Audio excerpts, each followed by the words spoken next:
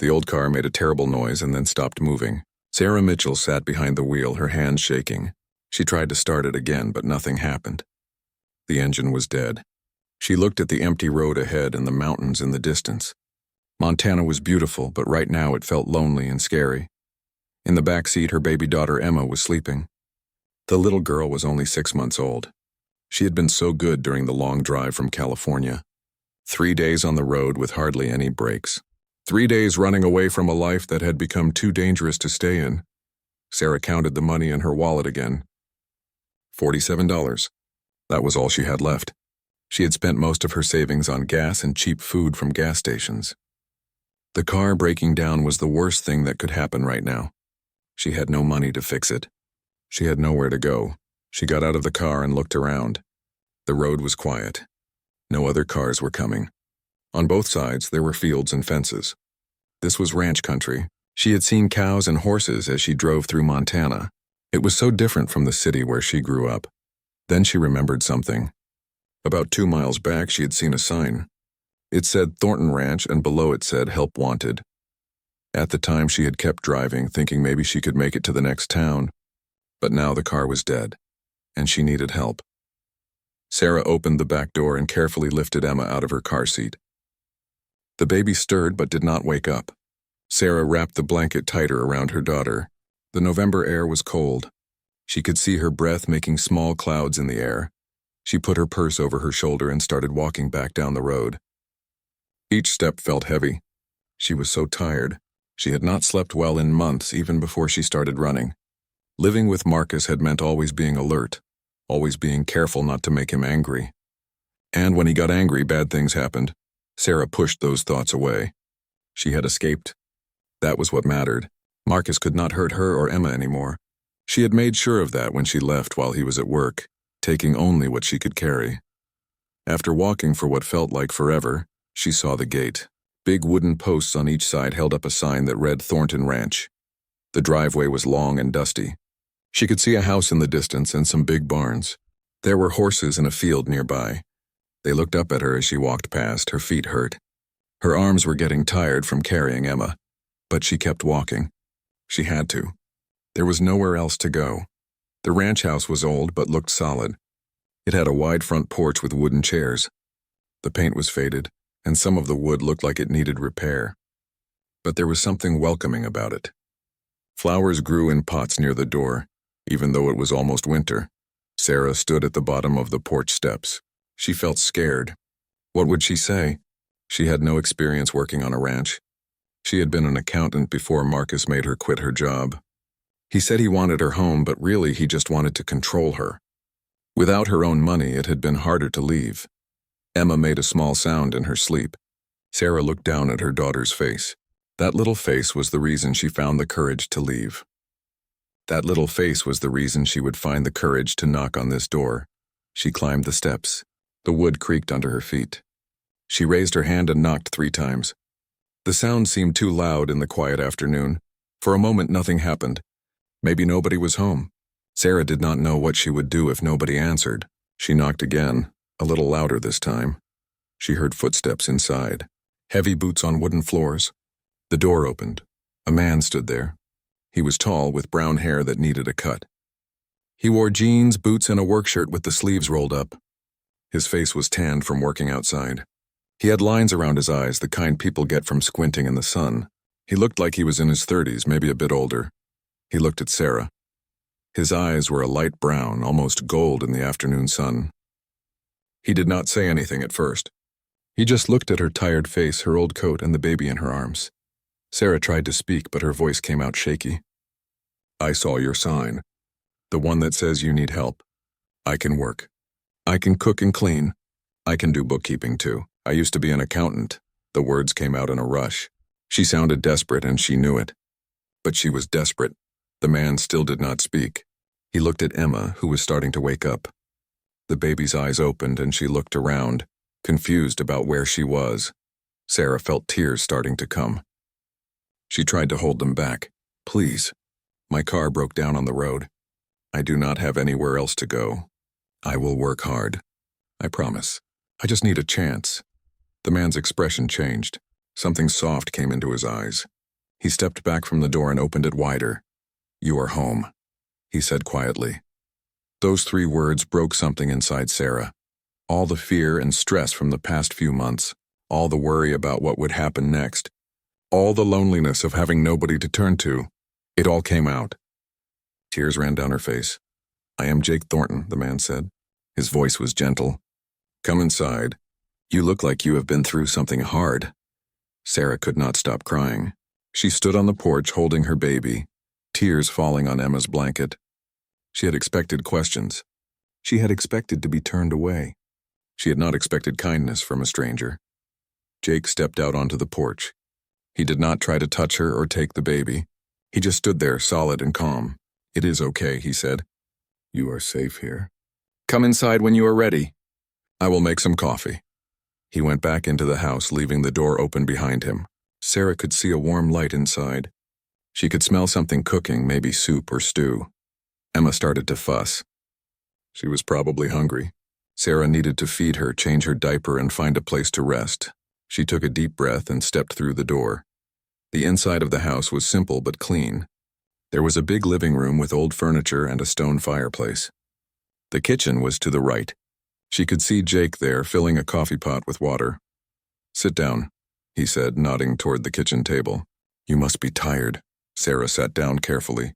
Emma was fully awake now and starting to cry. "I am sorry," Sarah said. "She needs to eat." "Do not be sorry," Jake said. "Babies need what they need." Do you need anything? "Water, food?" "Water would be good," Sarah said. "Thank you." Jake brought her a glass of water and then went back to making coffee. He moved around the kitchen like someone who was used to taking care of himself. Sarah noticed he wore a wedding ring, but there was no sign of a wife anywhere. She fed Emma with a bottle from her bag. The baby drank hungrily. Sarah sipped her water and felt some of her strength coming back. "The guest house out back is empty," Jake said. He was not looking at her, just making coffee. "It has a bed, a small kitchen, and a bathroom. You and your little one can stay there. We will talk about work tomorrow. Right now you need rest." Sarah could not believe what she was hearing.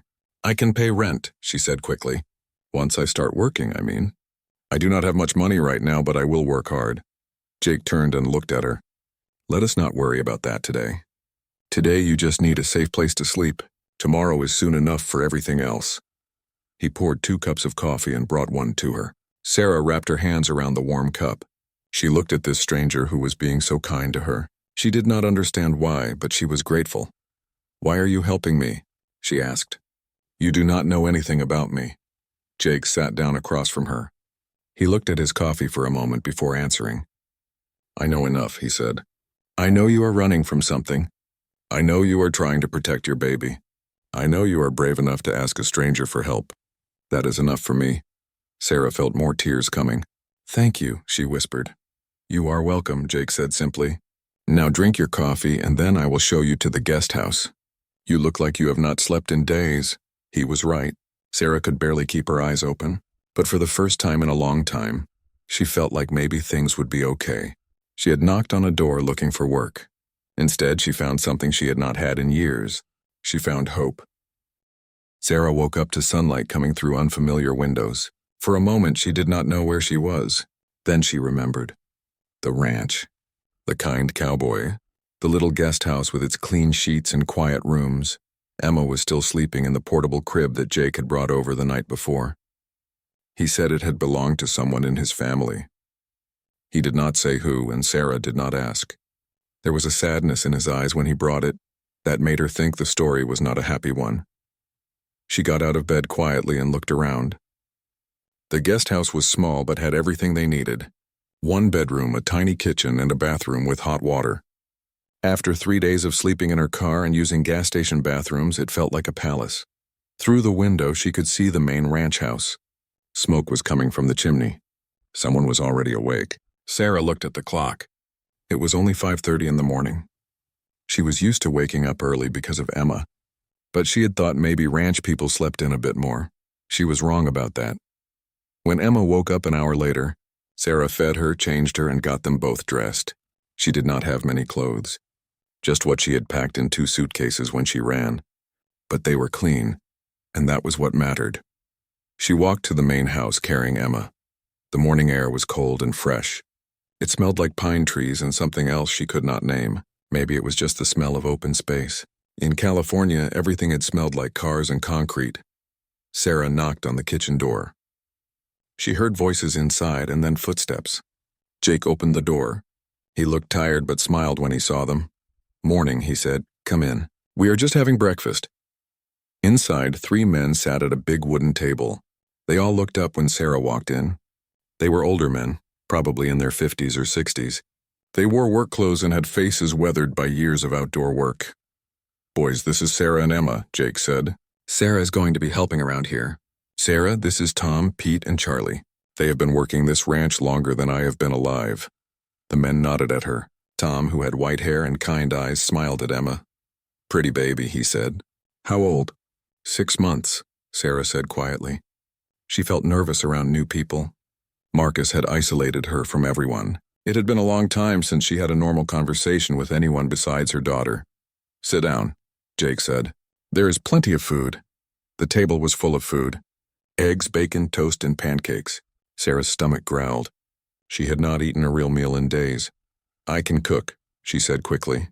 "You do not have to cook for me. That is part of why you hired me, right?" Jake poured her some coffee. "I did not exactly hire you yet," he said. "And you just got here. Eat first. We can talk about work later." Sarah sat down, holding Emma in her lap. Charlie, who had a big mustache and did not talk much, passed her the plate of eggs. She took some and started eating. The food was simple but good. Real food, not fast food from a drive-thru. The men talked about the work they needed to do that day. Fences to fix, horses to move to a different pasture, feed to order. Sarah listened and learned. Ranch work was different from anything she had done before. After breakfast, Jake asked her to stay while the other men went out to work. Emma was getting sleepy again, so Sarah held her and rocked her gently. "I want to be honest with you," Jake said when they were alone. "This ranch is not doing well. My father ran it for 40 years, but he got sick 2 years ago. He could not manage things properly. When he died 6 months ago, I found out we were in debt. A lot of debt." Sarah felt worried. "So there might not be work for me after all?" "No, that is not what I mean," Jake said. He ran his hand through his hair. "I am telling you because I want you to know the truth. I can give you a place to stay and food to eat, but I cannot pay you much money right now. Not until I figure out how to save this place." Sarah thought about this. She needed money eventually, but right now she needed safety more. "Can I see your books?" she asked. Jake looked surprised. "My books? Your financial records. You said I used to be an accountant. Maybe I can help. Maybe there is something you missed." Jake looked at her for a long moment. Then he nodded. "Sure, they are in the office. But I have to warn you, they are a mess. My father was not good at keeping records, especially after he got sick." After Emma fell asleep in her crib, Sarah went to the ranch office. It was a small room off the living room filled with papers and boxes. Jake was right. It was a mess, but Sarah knew messes. She knew how to organize things. She knew how to find patterns and numbers. It was like her brain woke up after being asleep for so long. She started with the most recent bills. Then she worked backward. Jake came in a few hours later and found her surrounded by papers, making notes on a pad. "Find anything?" he asked. "Lots of things," Sarah said, "but I need more time." "Can I work on this when Emma is sleeping?" "Work on it whenever you want," Jake said. "I would be grateful for any help." The days settled into a routine. Sarah woke up early and made breakfast for everyone. The ranch hands loved having a home-cooked meal before starting work. She learned their likes and dislikes. Tom liked his eggs over easy. Pete wanted lots of coffee. Charlie did not talk much but always thanked her quietly. During the day, while Emma napped, Sarah worked on the books. At night, after Emma went to bed, she worked some more. What she found made her excited and angry at the same time. The ranch was in debt, yes, but some of that debt was from being overcharged by suppliers. Some was from not charging enough for the ranch's cattle, and some was from simple mistakes in the accounting. 2 weeks after arriving, Sarah showed Jake what she had found. They sat at the kitchen table after everyone else had gone to bed. She had made a list of everything. "Your feed supplier has been charging you 20% more than the market rate for 3 years, she said. "I checked with other suppliers. You could save thousands of dollars a year by switching." Jake looked shocked. "Old Man Henderson?" But he was my father's friend. Maybe he was, Sarah said gently. But he was also taking advantage. Maybe your father did not notice because he was sick. Or maybe Henderson thought your father would not check. She showed him more. Small things that added up. Insurance that was too expensive. Equipment rentals when it would be cheaper to buy used equipment. Income from selling cattle that was never recorded properly, making the ranch look less profitable than it really was. You are not as deep in debt as you think, Sarah said.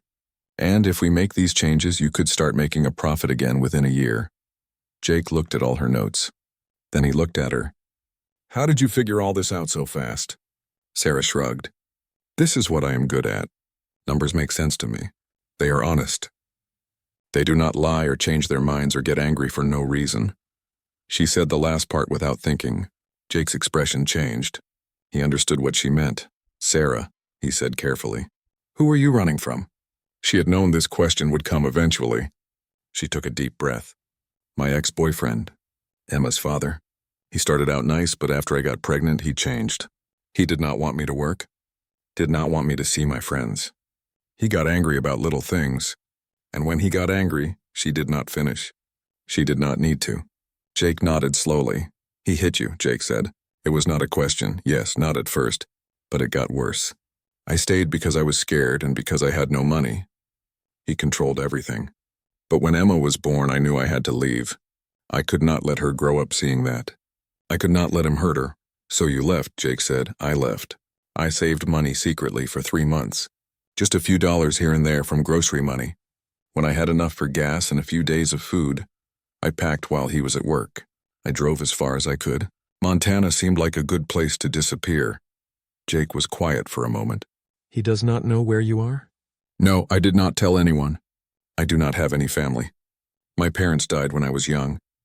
I have no brothers or sisters. I am alone. You are not alone, Jake said firmly. You have us now. You have this place, and if he ever finds you, he will have to go through me first. Sarah felt tears in her eyes again. She seemed to cry a lot since coming here, but these were different tears. These were relief and gratitude. Why are you being so kind to me? She asked. You still have not really told me. Jake looked down at his hands. 3 years ago, I lost my wife to cancer. Her name was Linda. She fought hard, but in the end, the cancer won. The crib I gave you was hers. We were going to have a baby, but she got sick during the pregnancy. We lost the baby too. I am so sorry, Sarah whispered. Thank you. It was the worst time of my life. After she died, I just went through the motions. Work, sleep, work, sleep. Nothing meant anything. Then my father got sick and I had to take care of him. After he died too, I felt like I was drowning. This ranch was falling apart and I did not care enough to save it. He looked up at her. Then you knocked on my door holding your baby, looking scared and brave at the same time. And something in me woke up. I thought maybe helping you was a way to make something good happen again. Maybe I could not save my wife or my father, but I could help you. Sarah reached across the table and put her hand on his. You did help me. You are helping me. You saved me. No, Jake said. You saved yourself. You were brave enough to leave. You were strong enough to protect your daughter. Spring came to Montana with bright green grass and wildflowers everywhere. Sarah had been at the ranch for 5 months now, and everything had changed. The ranch books were completely organized. Sarah had switched suppliers, negotiated better prices, and found 3 sources of income that had been overlooked. The debt was not gone, but it was getting smaller every month. Jake was smiling more. The ranch hands seemed happier. Even the horses seemed to notice the better mood. Emma was 9 months old now.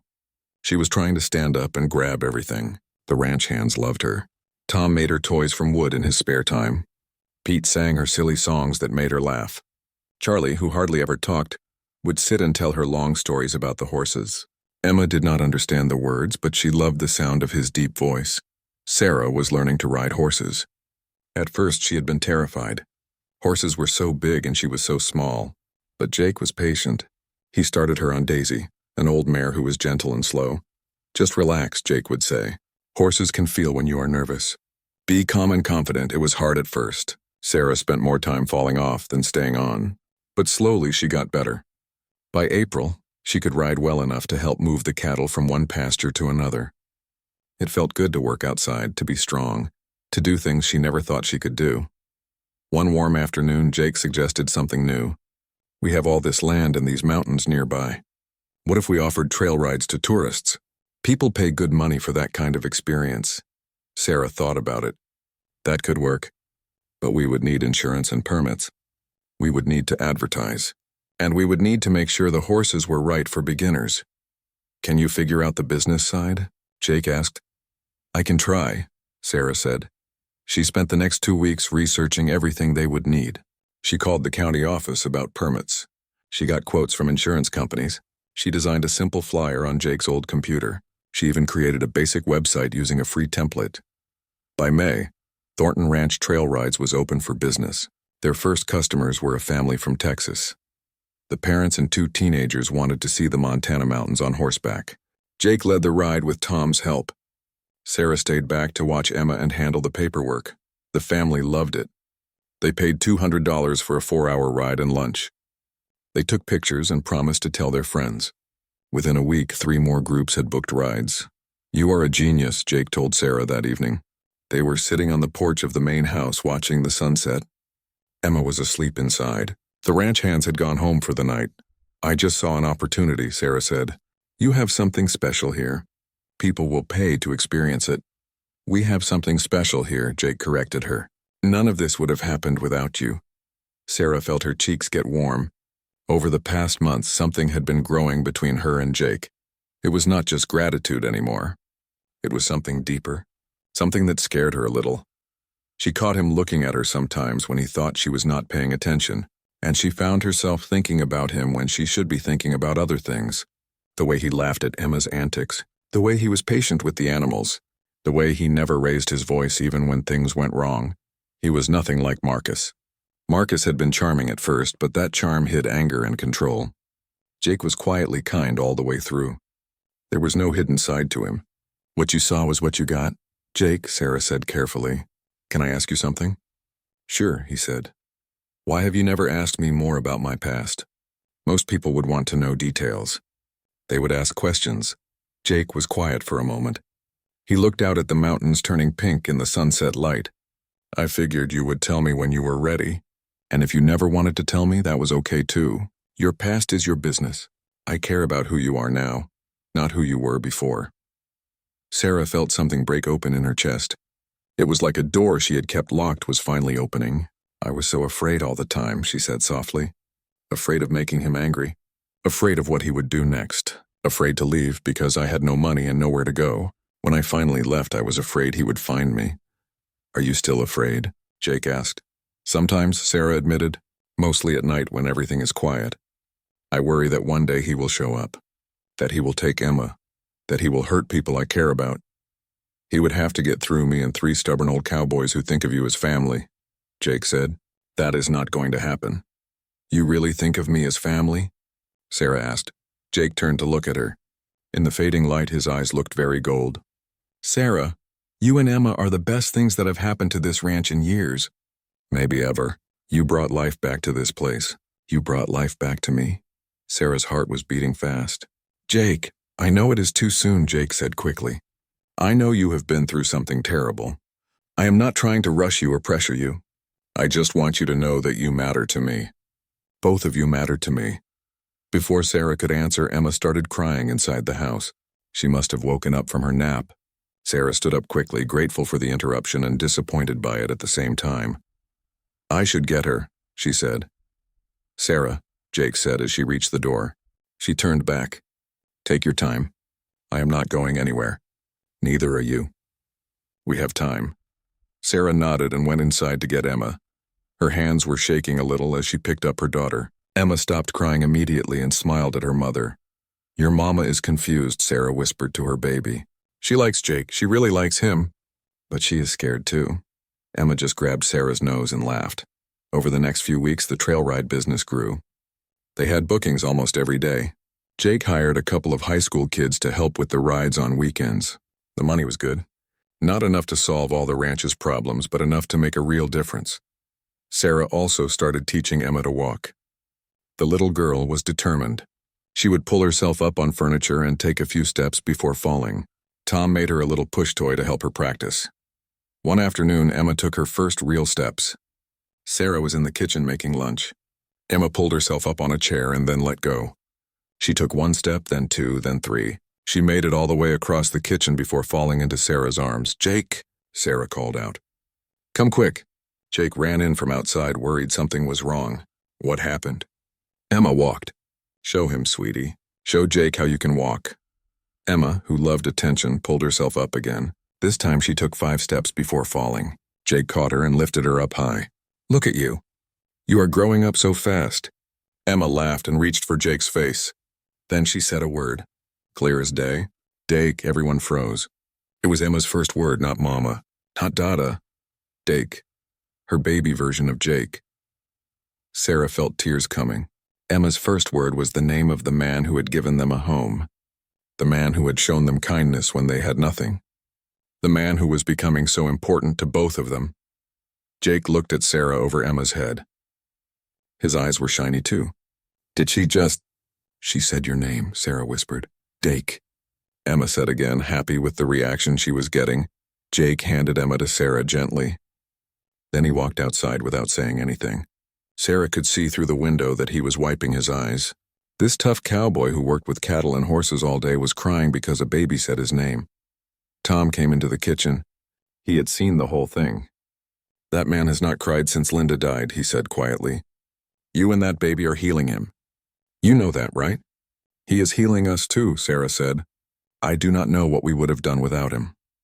"Sometimes people come into our lives at exactly the right time," Tom said. "I think you and Jake found each other when you both needed saving." That night, after Emma was asleep, Sarah walked to the main house. She found Jake on the porch like usual. He was drinking coffee and looking at the stars. "Can I sit?" she asked. "Always," he said. She sat down next to him. They were quiet for a while. It was a comfortable quiet. The kind of quiet you can only have with someone who really knows you. "I am sorry I walked out earlier," Jake said. "When Emma said my name, it just hit me. I never thought I would have this. After Linda died, I thought that part of my life was over. No family, no kids. Just work until I got old, and now?" Sarah asked. "Now I have a little girl calling me Dake and making me toys out of my good wood," he said with a laugh. "Now I have you organizing my mess of a ranch and making it profitable. Now I have something to look forward to every day." Sarah took a breath. "Jake, I need to tell you something. I have feelings for you. Real feelings. But I am scared. I am scared of getting hurt again.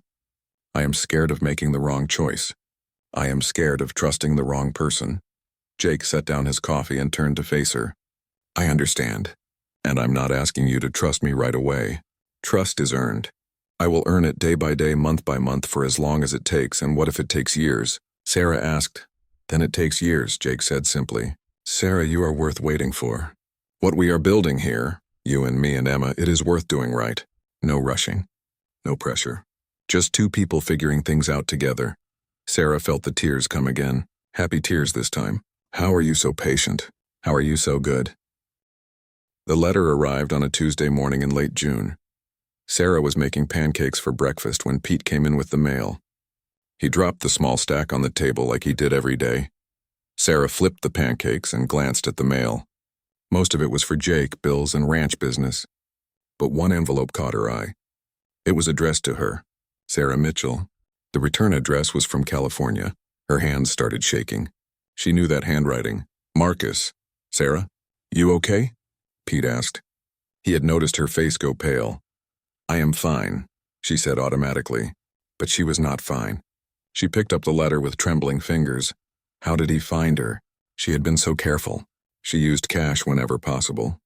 She had not contacted anyone from her old life. She had not even looked at social media, afraid he might somehow track her computer. "Sarah?" Jake's voice came from the doorway. He took one look at her face and crossed the room quickly. "What is wrong?" She could not speak. She just handed him the letter. Jake looked at the return address. His jaw tightened. "Do not open it," he said. "You do not have to read anything he sends." But Sarah had to know. She had to know what he wanted. With shaking hands, she opened the envelope. Inside was a single page. The handwriting was messy, like Marcus had been angry when he wrote it. "Sarah, I know where you are. I know you are in Montana. I got out early for good behavior and I have been looking for you. You took my daughter. You had no right. I am coming to get her. You better be ready. You cannot hide from me forever. I will find you, Marcus. The paper fell from Sarah's hands. She felt like she could not breathe. He knew where she was. He was coming. Let me see, Jake said gently. He picked up the letter and read it. His face went hard. He does not know the exact address. He just knows you are somewhere in Montana. That is a big state. He will find me, Sarah whispered. He always said he would find me if I left. He said I could never get away from him. Jake took her by the shoulders, gentle but firm. Look at me, Sarah, look at me. She looked up at him. His gold-brown eyes were serious but not scared. He is not taking Emma, Jake said. He is not taking you. And he is definitely not welcome on my property. Do you understand? You do not know Marcus, Sarah said. He is mean. He does not care about rules or right and wrong. When he wants something, he takes it. Then he has never met someone like me, Jake said. Or Tom, Pete, and Charlie. We protect what is ours. And you are ours now. Both of you. Tom and Pete were standing in the doorway now. They had heard enough to understand what was happening. Someone threatening our Sarah? Tom asked, his usually kind face looking hard. Her ex, Jake said. He is making threats. Well, he can try, Pete said. But he will have to get through 4 angry cowboys first. And I was a boxer in my younger days. Still know how to throw a punch. Emma started crying from the living room where she had been playing. Sarah moved automatically to get her, but Jake stopped her. I will get her, he said. You sit down, breathe. Sarah sat at the kitchen table. Pete poured her some water. Tom put his big, rough hand on her shoulder. You are safe here, girl, Tom said. We will not let anything happen to you or that baby. Jake came back carrying Emma. The little girl was reaching for Sarah, so he handed her over. Emma immediately calmed down in her mother's arms. She was walking everywhere now and getting into everything. She was happy and healthy and loved. Sarah could not let Marcus take that away from her. What do I do? Sarah asked. Should I run again? Should I take Emma and disappear? No, Jake said firmly. No more running. You have built a life here. This is your home. We face this together. We should call the sheriff, Tom said. Get this on record. If he shows up, we want the law on our side. Jake nodded. Good idea. I will call Jim right now. Sheriff Jim Dawson arrived an hour later. He was an older man, maybe 60, with gray hair and a calm way about him. He read the letter carefully. This is a threat, he said. Even if he is the baby's father, he cannot just take her. Does he have custody rights? No, Sarah said. He is not on the birth certificate. When Emma was born, I did not put his name down. I knew by then that I needed to leave him. I did not want him to have any legal claim. Smart, Sheriff Dawson said. That works in your favor. But this letter is concerning. Do you have a restraining order against him? Sarah shook her head. I was too afraid to file one. I thought it would just make him angrier. I thought if I just disappeared, he would move on. He spent time in jail? The sheriff asked. Yes. He was arrested for assault a few months after I left. I do not know all the details. I heard about it from a friend who still lived in our old neighborhood. Sheriff Dawson made notes. Okay, here is what we are going to do. First, I am going to start a file on this. If he shows up in this county, we will have a record of his threats. Second, I want you to come to my office tomorrow and file for a restraining order. It will not stop him if he is really determined, but it gives us legal grounds to arrest him if he comes near you. Will that work? Sarah asked. What if he does not care about a restraining order? Some men do not, the sheriff said honestly. But most do. And if he violates it, he goes back to jail. Sometimes that is enough to make them think twice. After the sheriff left, Sarah felt a little better. At least they had a plan. But she was still scared. She knew Marcus. She knew how angry he could get. She knew he did not like to lose. That night, Jake stayed at the guest house. He slept on the couch while Sarah and Emma were in the bedroom. Sarah knew she should tell him to go back to his own house, but she could not. She felt safer with him there. She did not sleep much. Every sound made her jump. Was that a car? Was that footsteps? Was Marcus out there somewhere watching? 3 days later, everything changed. Sarah was hanging laundry outside while Emma played in a playpen nearby. It was a beautiful day, sunny and warm. She was starting to feel a little better. Maybe Marcus had just been trying to scare her. Maybe he was not really coming. Then she heard the sound of a car coming down the long driveway.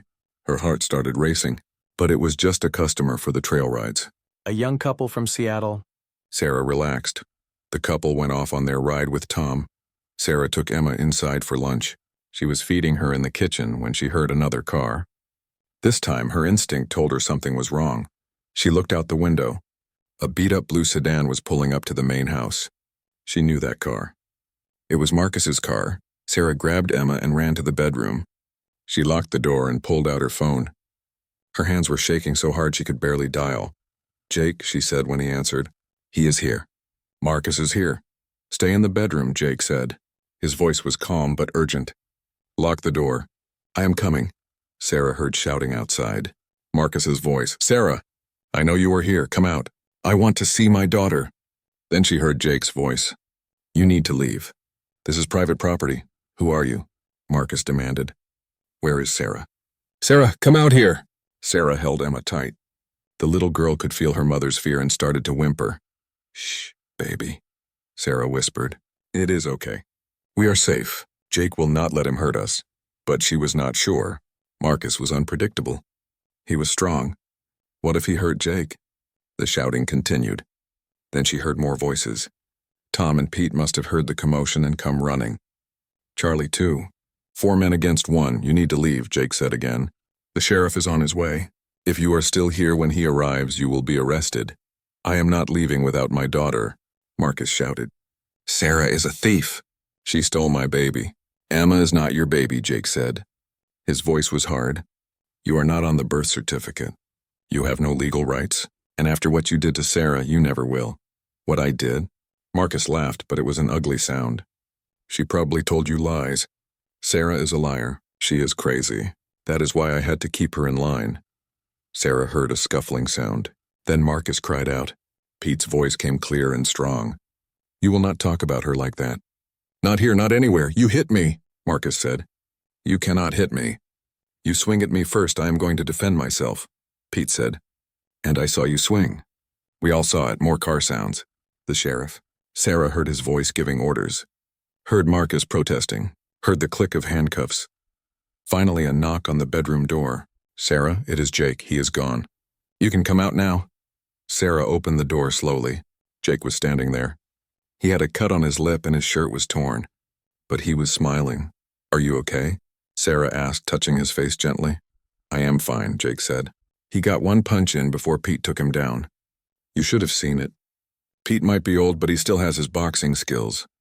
Sarah started crying. All the fear and stress came out at once. Jake pulled her and Emma into his arms. It is over, he said. Sheriff Dawson arrested him. He is going back to jail.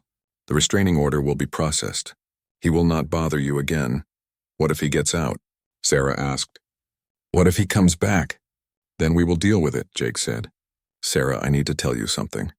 When I saw him here, threatening you, trying to take Emma, something became very clear to me. He pulled back and looked at her. I love you. I love you and Emma. I want you both in my life forever. I know it is fast. I know you might not be ready, but I needed to say it. When I thought he might hurt you, I realized I could not stand the thought of losing you. Sarah looked up at him. 5 years had passed since the day Sarah knocked on the door of Thornton Ranch with nothing but a baby in her arms and hope in her heart. Now she stood in the same doorway. But everything was different. She was different. Mama! Mama, look at me! Emma called out. She was 6 years old now, riding her pony across the front yard. Her blonde hair flew behind her like a flag. She rode like she had been born on a horse. I see you, sweetie, Sarah called back. You are doing great. Behind Emma, 2 little boys tried to keep up. They were 3 years old, twins with brown hair like their father, Nathan and Noah. They rode on a gentle old horse named Buttercup with Tom walking beside them to make sure they did not fall. Sarah put her hand on her belly. Another baby was growing there. Just 3 months along, she and Jake had not told anyone yet except Tom, Pete, and Charlie. They wanted to wait a little longer before making it public. Jake came up behind her and wrapped his arms around her waist. His hands rested on her belly. How are you feeling? Good, Sarah said, leaning back against him. Tired, but good. You should rest, Jake said. You have been working all morning. I am fine, Sarah said. Besides, we have that community meeting tonight. I need to prepare the community meeting. Sarah had organized it. For the past 2 years, she had been running a small program through the ranch. She helped women who were running from abuse. She gave them work, a safe place to stay, and help getting back on their feet. It had started small. Just one woman Jake had met at the feed store who looked scared and lost. Sarah had offered her a job and a place to stay. That woman, Jennifer, had healed and moved on. She now had her own apartment in town and worked as a teacher. Word had spread. Other women came. The ranch had room. They always found room. Some women stayed a few months. Others stayed longer. Sarah helped them all. She taught them about finances, helped them find jobs, connected them with lawyers and counselors. The program was called New Horizons. Tonight, Sarah was speaking at a community meeting about expanding it. She wanted to buy the old Johnson property next door and turn it into a proper shelter, a place where women and children could stay safely while they rebuilt their lives. "You nervous about tonight?" Jake asked. "A little," Sarah admitted. "Speaking in public is hard. But this is important." "You are going to be great," Jake said. "You always are." The ranch itself had changed so much. It was profitable now. Very profitable. The trail ride business had grown. They offered week-long adventure packages for tourists. They had a small store that sold ranch-made products like jam and honey. They even had a website with online booking. Jake had hired more staff. 2 full-time ranch hands in addition to Tom, Pete, and Charlie. A teenager named Maria helped with the horses and the children. A woman named Beth ran the store and handled bookings. The old guest house where Sarah had first lived was now home to their current guest, a woman named Anna and her young son. Anna was learning to be a ranch hand. She was good with animals and getting stronger every day. Tom, Pete, and Charlie were officially retired now, though they still came around every day. They could not stay away. The ranch was their home too. Tom had taught Nathan and Noah to fish. Pete taught Emma to rope. Charlie told all the children long stories about the old days. Sarah heard a car coming up the driveway. It was Beth, arriving for her shift at the store. Beth was one of their success stories. She had come to the ranch 3 years ago with a black eye and 2 broken ribs. Now she managed the store, had her own apartment, and was taking online college classes. "Morning, Sarah," Beth called out cheerfully.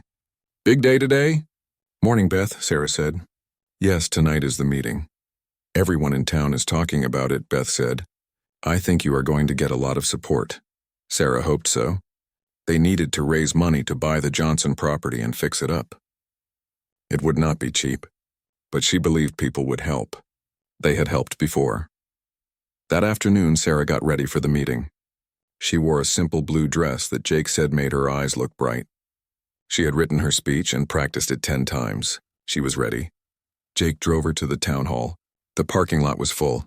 That was a good sign. Emma stayed home with Maria and the twins. They were too young to sit through a long meeting. Inside the hall, Sarah saw familiar faces. Sheriff Dawson was there, the pastor from the local church, business owners from town, ranchers and farmers. Even the mayor had come. Sarah's hands shook a little as she walked to the front. But then she saw Jake sit down in the front row. He gave her a smile and a thumbs up. Tom, Pete, and Charlie were there too. Beth and Jennifer, Anna, who had come even though she was still healing and shy around crowds. All these people who believed in her. All these people who had become her family. Sarah took a deep breath and began to speak. 5 years ago, I knocked on a stranger's door holding my baby. I was running from an abusive relationship. I had no money, no plan, and no hope. I was desperate. She saw people leaning forward listening. That stranger, Jake Thornton, did something I will never forget. He looked at me and my baby and said, "You are home." He did not ask for my story. He did not judge me. He just offered help. She saw some people nodding. Others were wiping their eyes. That kindness saved my life. It saved my daughter's life. It gave me a chance to heal and rebuild. And now I want to offer that same chance to other women. She explained the New Horizons program. She talked about the women they had helped. She shared their stories with their permission. She explained what they wanted to do with the Johnson property.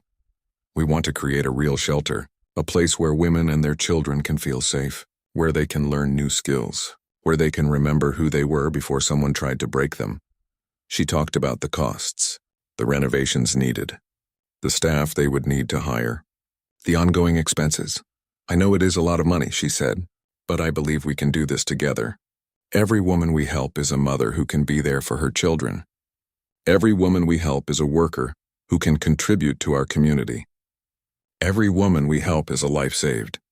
When she finished speaking, the room was quiet for a moment. Then someone started clapping. Then another person. Soon everyone was standing and applauding. The mayor stood up. "Mrs. Thornton," he said, "what you are doing is important. The town council will donate $10,000 to get this project started." Other people stood up. A local business owner pledged $5,000. The church pledged $3,000. A rancher pledged $2,000. On and on it went. People wanted to help. By the end of the evening, they had raised $75,000. It was not enough to finish everything, but it was enough to start. Jake hugged Sarah tight as they walked to the truck. "I am so proud of you," he said. "I could not have done it without you," Sarah said. "You started this. You took me in. You showed me what kindness looks like." "No," Jake said. "You did this. You turned your pain into something beautiful. You are helping people the way you wish someone had helped you earlier." When they got home, Emma was still awake. She ran to hug her mother. "Did they say yes, Mama?" "Can we help more people?" "Yes, baby," Sarah said. "We are going to help a lot more people." That night, after the children were asleep, Sarah and Jake sat on their porch. It was the same porch where they had held hands for the first time. The same porch where Jake had first said he loved her. The same porch where he had proposed a year after Marcus had been arrested. Sarah wore a simple gold wedding band now. They had gotten married in a small ceremony 2 years ago, just close friends and family. Emma had been the flower girl. Tom had walked Sarah down the aisle since she had no father. It had been perfect. "Do you ever think about that day?" Jake asked. "The day you knocked on my door?" "Every day," Sarah said. "Sometimes I wonder what would have happened if I had not seen your sign, if I had kept driving, if you had not been home." "But you did see it," Jake said. "You did knock. And I was home. Some things are meant to be." Sarah thought about all the women who would knock on doors in the future, all the women who were scared and desperate right now, wondering if life would ever get better. "I want to share my story more publicly," Sarah said suddenly. "I want to speak at other places.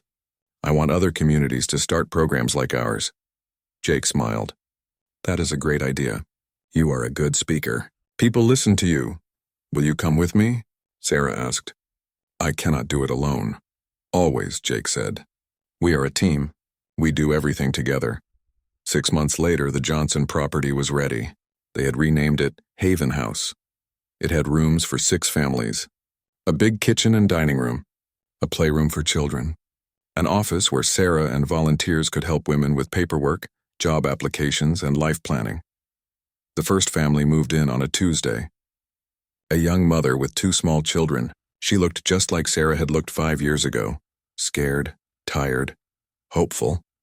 "Welcome," Sarah said, giving her a hug. "You are safe here. You are home." The woman started crying. "Thank you. You do not know what this means." "I do know," Sarah said. "I was you once. I knocked on a door with my baby. A cowboy looked at me and said I was home. Now I am saying it to you. You are home." Over the next few years, Sarah spoke at conferences and community meetings across Montana and beyond. She shared her story over and over. Some people criticized her.